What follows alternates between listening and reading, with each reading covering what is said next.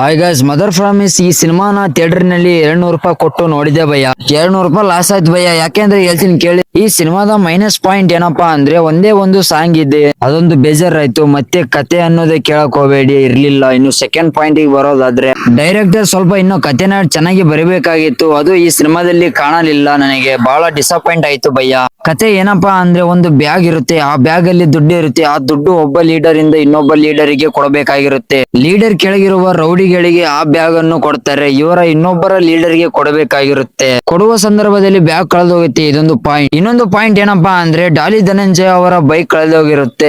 ಇವರ ಬೈಕ್ ನ ಹುಡ್ಕೊಳ್ಳೋದಕ್ಕೆ ರೌಡಿಗಳನ್ನು ಬಿಡ್ತಾರೆ. ಎರಡು ಗ್ಯಾಂಗ್ ನವರು ಅವರವರ ಸಾಮಾನು ಹುಡ್ಕೊಳ್ಳೋದಕ್ಕೆ ಶುರು ಮಾಡ್ತಾರೆ. ಆಮೇಲೆ ಒಂದೇ ಕಡೆಗೆ ಗಲಾಟೆ ನಡೆಯುತ್ತೆ. ಇನ್ನು ಇವೆಲ್ಲ ನೋಡ್ಬೇಕಂದ್ರೆ ಚಿತ್ರಮಂದಿರದಲ್ಲಿ ಬಿಡುಗಡೆ ಆಗಿದೆ, ಅಲ್ಲೇ ಹೋಗಿ ನೋಡ್ಬೇಕು.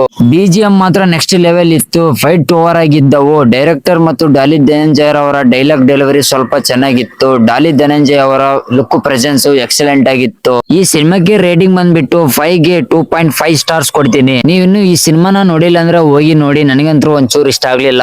ಈ ವಿಡಿಯೋ ಇಷ್ಟ ಆಗಿದ್ರೆ ಲೈಕ್ ಮಾಡಿ, ನಮ್ಮ ಚಾನಲ್ಗೆ ಹೊಸಬರಾಗಿದ್ರೆ ಸಬ್ಸ್ಕ್ರೈಬ್ ಮಾಡ್ಕೊಳ್ಳಿ. ಸಿಗೋಣ ಮುಂದಿನ ರಿವ್ಯೂ ಜೊತೆಗೆ. Thank you.